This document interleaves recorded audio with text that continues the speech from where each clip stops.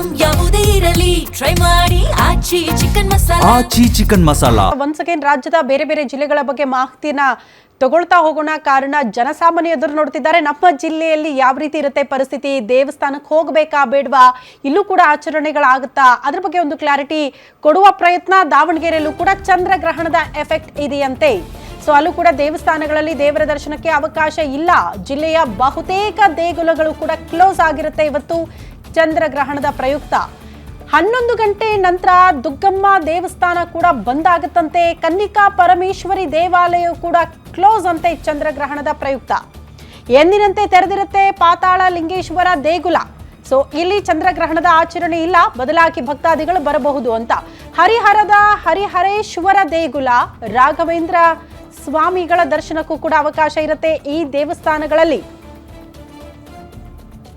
ಕೆಲವೊಂದಷ್ಟು ಕಡೆ ದೇವಸ್ಥಾನದ ಬಾಗಿಲು ಕ್ಲೋಸ್ ಆಗುತ್ತೆ, ಮತ್ತೊಂದಷ್ಟು ಕಡೆ ದೇಗುಲದ ಬಾಗಿಲು ಓಪನ್ ಹಾಕಿದ್ರು ಕೂಡ ಭಕ್ತಾದಿಗಳಿಗೆ ಆ ಸಂದರ್ಭಕ್ಕೆ ದೇವರ ದರ್ಶನಕ್ಕೆ ಅವಕಾಶ ಇಲ್ಲ ಅನ್ನೋದ್ರ ಬಗ್ಗೆ ಮಾಹಿತಿ ಕೊಡ್ತಿದ್ದಾರೆ ಕೆಲವರು. ಜಸ್ಟ್ ಪೂಜೆ ಪುನಸ್ಕಾರಕ್ಕೆ ಮಾತ್ರ ಸೀಮಿತ ಆಗಿರುತ್ತೆ, ಬದಲಾಗಿ ಅಲ್ಲಿ ಯಾವುದೇ ರೀತಿಯ ಭಕ್ತಾದಿಗಳ ದರ್ಶನಕ್ಕೆ ಅವಕಾಶ ಇರಲ್ಲ, ಪ್ರಸಾದ ವಿತರಣೆ ಇರಲ್ಲ. ಸೊ ಈ ರೀತಿ ಆಡಳಿತ ಮಂಡಳಿಯವರು ಸ್ಪಷ್ಟವಾಗಿ ಭಕ್ತಾದಿಗಳಿಗೆ ಮಾಹಿತಿ ಕೊಡ್ತಿದ್ದಾರೆ. ಈ ಕಾರ್ಯಕ್ರಮಗಳಲ್ಲಿ ವಿಶ್ವಾವಸುನಾಮ ಸಂವತ್ಸರದ ಈ ಶುಕ್ಲ ಪಕ್ಷ ಪೂರ್ಣಿಮೆಯ ದಿವಸ 3/3/1900 ಮಂಗಳವಾರ 26ನೇ ಇಸವಿ ಮಂಗಳವಾರ ದಿವಸ ಪುಬ್ಬ ನಕ್ಷತ್ರ ಸಿಂಹ ರಾಶಿಯಲ್ಲಿ ಚಂದ್ರನಿಗೆ ಕೇತು ಪೂರ್ಣಗ್ರಸ್ತ ಸುಗ್ರಸ್ತೋದಕ ಗ್ರಹಣವು ಸಂಭವಿಸುತ್ತದೆ. ಈ ದಿನ ಗ್ರಹಣ ಸ್ಪರ್ಶಕಾಲ 3 ಗಂಟೆ 19 ನಿಮಿಷಕ್ಕೆ ಆರಂಭವಾಗಿ ಸಂಜೆ 6:47ಕ್ಕೆ ಮುಕ್ತಾಯವಾಗುತ್ತದೆ. ಈ ಕಾರಣ ಈ ಗ್ರಹಣ ಕಾಲವು 21 ನಿಮಿಷಗಳ ಕಾಲ ಇರುವುದರಿಂದ ಸಂಜೆ ಯಾವುದೇ ರೀತಿಯಾದಂತಹ ವಿಶೇಷವೆಂದರೆ ಚಂದ್ರಗ್ರಹಣ ಆದ್ದರಿಂದ ಕೆಲವು ದೇವಸ್ಥಾನಗಳು ಬಾಗಿಲಾಗ್ತಾರೆ. ಕಾರಣ ಚಂದ್ರಗ್ರಹಣ ಈಗಲೇ ವಾಸುದೇವ ರಾಯಕರ್ ಹೇಳಿದಾಗೆ 3 ಗಂಟೆ 19 ನಿಮಿಷಕ್ಕೆ ಚಂದ್ರಗ್ರಹಣ ಶುರುವಾಗತ್ತೆ. ಆನಂತರ 4:33ಕ್ಕೆ ಮಧ್ಯ ಆಗುತ್ತೆ.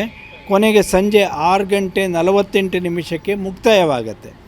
ಇದನ್ನು ಎಲ್ರಿಗೂ ಗೊತ್ತಿದೆ, ಇಡೀ ಅಖಂಡ ಭಾರತಕ್ಕೆ ಇವತ್ತು ಚಂದ್ರಗ್ರಹಣ ಇದೆ. ಜನರಿಗೆ ತಾವಷ್ಟು ಅಂದ್ಕೊಂಡಿದ್ದಾರೆ ತಮಗೆ ಕಷ್ಟ ಸುಖಗಳೆಲ್ಲ ಬರ್ತವೆ ಅಂದರೆ ಸೂರ್ಯಚಂದ್ರಗೂ ಕೂಡ ತಪ್ಪಲ್ಲ ಅನ್ನೋದೇ ಸೂರ್ಯಗ್ರಹಣ ಚಂದ್ರಗ್ರಹಣದ ಉದ್ದೇಶ. ಯಾರಿಗೂ ಕೂಡ ಕಷ್ಟಗಳು ತಪ್ಪಿದ್ದಲ್ಲ. ಈ ನಿಟ್ಟಿನಲ್ಲಿ ಅವರೇ ಸೂರ್ಯಚಂದ್ರರ ಆ ಕಷ್ಟದಲ್ಲಿರುವಾಗ ನಾವೆಲ್ಲರೂ ಕೂಡ ಅವರ ನೆರಳಿನಲ್ಲೇ ಬದುಕೋರು. ಆ ಸೂರ್ಯ, ಚಂದ್ರ, ವಾಯು, ಅಗ್ನಿ, ಈಗೇನು ಪೃಥ್ವಿಗಳ 3-4 ಇದಾವಲ್ಲ, ಇದ್ರ ಮಧ್ಯೆ ನಾವೆಲ್ಲ ಬದುಕ್ತಿರೋದು. ನಾವು ಕೂಡ ಅದರ ಅನುಯಾಯಿಗಳಾಗಿ ನಾವು ಕೂಡ ಪಾಲಿಸಬೇಕಾಗಿರೋ ನಮ್ಮ ಆದ್ಯ ಕರ್ತವ್ಯಗಳು ಕೂಡ ಇದ್ದಾವೆ. ಮತ್ತು 3 ಗಂಟೆ 19 ನಿಮಿಷದಿಂದ ಇವತ್ತು ಈ ಬಗ್ಗೆ ಮತ್ತಷ್ಟು ಡೀಟೇಲ್ಸ್ ಅನ್ನ ಪಡ್ಕೊಳ್ಳೋಣ. ನಮ್ಮ ಪ್ರತಿನಿಧಿ ಮಲ್ಲಿಕಾರ್ಜುನ ಕೈದಾಳೆ ನೇರ ಸಂಪರ್ಕದಲ್ಲಿ ಜಾಯಿನ್ ಆಗ್ತಿದ್ದಾರೆ. ಮಲ್ಲಿಕಾರ್ಜುನ್, ಯಾವ ದೇವಸ್ಥಾನದ ಮುಂಭಾಗ ಇದ್ದೀರಿ? ಹೆಂಗಿದೆ ಭಕ್ತಾದಿಗಳು ಈಗಲೇ ಬರ್ತಿದ್ದಾರಾ? ಮಧ್ಯಾಹ್ನದ ದರ್ಶನಕ್ಕೆ ಅವಕಾಶ ಇಲ್ಲ ಅನ್ನೋ ಕಾರಣಕ್ಕೆ ಸೊ ಏನೆಲ್ಲ ಬದಲಾವಣೆಗಳನ್ನ ದೇವಸ್ಥಾನದಲ್ಲಿ ಮಾಡಿಕೊಳ್ಳಲಾಗಿದೆ ಅಂತ?